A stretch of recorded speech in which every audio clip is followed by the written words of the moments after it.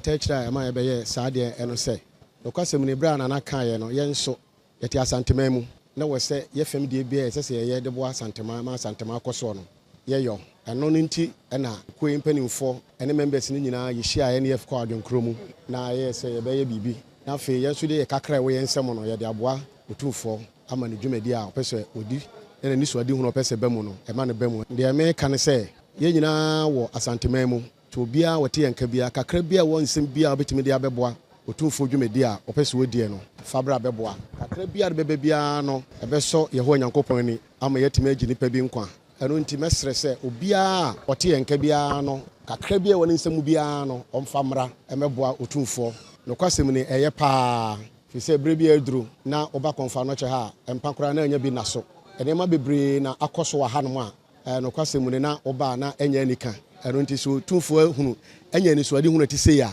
ewose ye boa na bibi biara esese ye de boa ye ho na ye ne ankase ye fam ye yere ne ye ma no etimi aboa ye ama ye ba ha yetimi anya enkwa anase enya doctors a wombetimi ahwe ye ama ye yetimi akofie fe ne wuo ne doso bibia ekoso bia na enye nanso otumfo be so mu ne ma ye ekoso kakra ene de ba ye eye kane sikano 200 million ene sikai eye 20,000 ana ye de ba beboaye timisre so obi a wote yanka bia no omra na omebo adwumade atise oto ye nsa na me ye yadom na ye besan ba biem efri se amfa na kire ne nto aso ne me ekoso ne me ekoso ne yehu se ne me ekoso krora eye no eye ni so na ete ye kra ne ye di akoma pasum ye keken sa se de me nua panyini kan vas kan no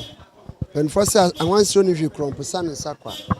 eni so ade hu a krowura nyaaye no se yesu ya me bibia moa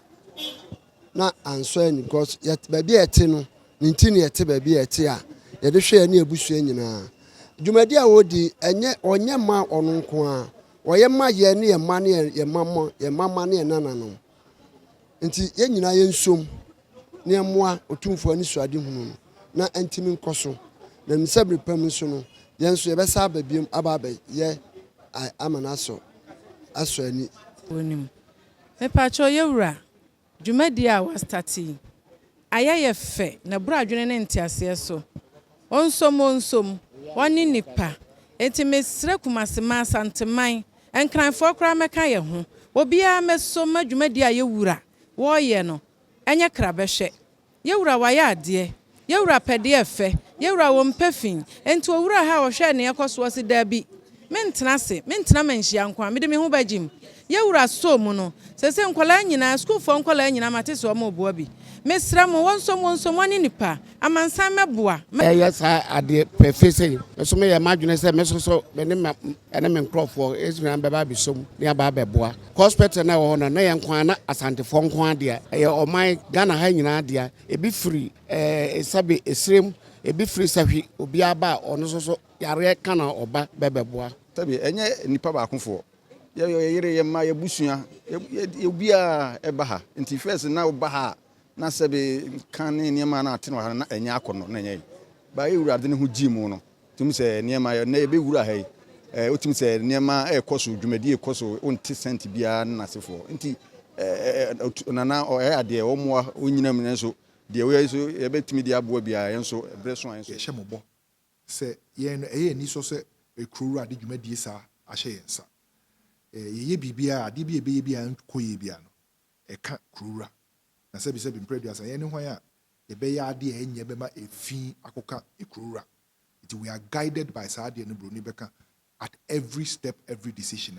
ye take empire ne yes say ya mommo empire ne bi mai enam se ya na ehua ya nibre ekrowura enye obia na benya akwanya se ekrowura be ka kire ne se ade we na mpese me ye di animu enti na akoye enibre ena bio ya na Ghana ha no en ublemu nipa bebre enye eto da bia nipa nya akwanya so mu ya ade bi se ya we na sika na bia na aye basa enti ya na ya ye nkofo se we asomasi ye na ye basa de a ene obintin so ya ekwan bia so be basa enso so enye sa na tie obi frɛ ne nyame na obi enyina ho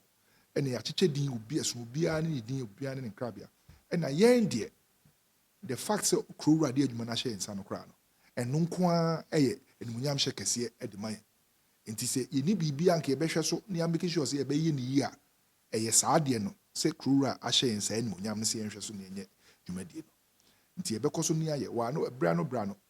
Kwame Frimpong Monica so na deputy director public affairs wa on kasamafo ema hospital no ene he Komfo Anokye project no enti bra no obeba abonte no aba beka bebi aye dru ene pictures ene ne keka ho ebre bi dru na se mo pese mo bahwe mo de mani behwe bebi akwa akodru a ebe ma ho kwan ene technical people ne kasa mo nya kwan ba na mo de mani aba behwe na midima no si no mejina kurura anem mejina me board management staff any titu ayarefo no mene hona mene wo ye the ultimate beneficiaries of ade amuye na maka se nyame nhram